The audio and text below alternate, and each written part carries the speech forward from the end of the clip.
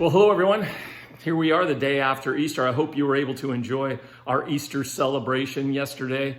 It was just a great time, great music, and it was just really, really powerful. If you didn't get a chance to see it, you can always watch it on Facebook and YouTube anytime you want. But I had an interesting conversation last week with someone who said, I wish I could have met the resurrected Christ like people in the first century, the first church did.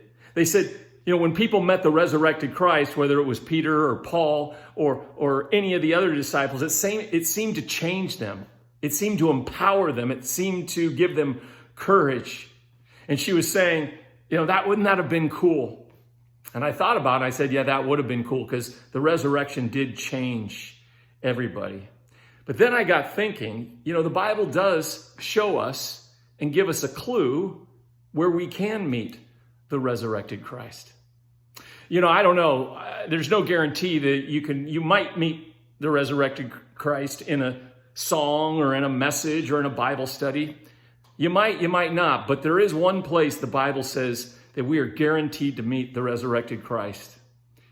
And that is recorded in Matthew 25, where Jesus said, when you give someone a cup of water, when you feed someone, when you shelter someone, when you visit the sick, when you visit someone in prison, that is where you meet me.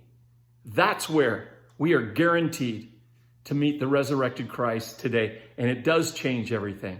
I was thinking about some of my friends who have met the resurrected Christ. I think of Dave Hessler feeding families in the closed garbage dumps of Tijuana, Mexico. And when you meet Dave, you can tell he has met the resurrected Christ through those families.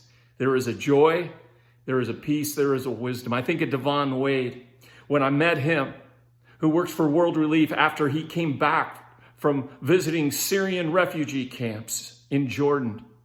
And there was a glow and there was a smile. It was a tough trip, but that smile was because he had met the resurrected Christ through those children and through those families. I think of Randall and Sharon at the food bank. You meet them, there is a joy, there is an energy, there is a strength. Why? Because they have met the resurrected Christ through feeding those who are hungry. Several years ago, I was in Ouagadougou, the capital of Burkina Faso, Africa, and I was in a little mud hut with a mother and a daughter who were both HIV positive.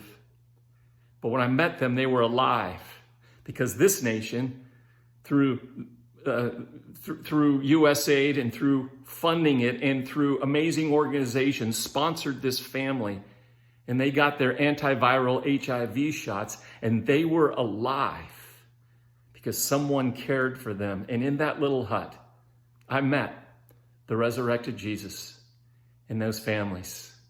It was a tough trip, but I remember leaving there with a new sense of joy, a new sense of purpose, because when you meet the resurrected Christ, everything changes.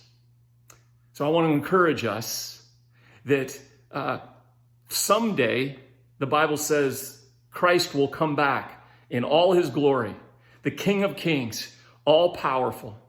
But we don't have to wait for that day, because every day we can follow the teachings of Christ, that when we've done it unto the least of them, that's where we have a chance to meet the resurrected Christ.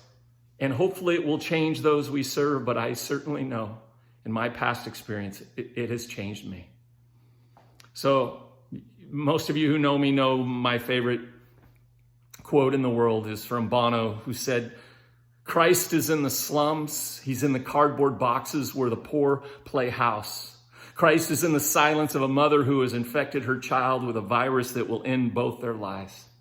Christ is in the cries heard under the rubble of war. Christ is in the debris of wasted opportunity and lives. And Christ is with us, and Christ is in us if we are with them. Have a blessed week, and we'll talk to you soon.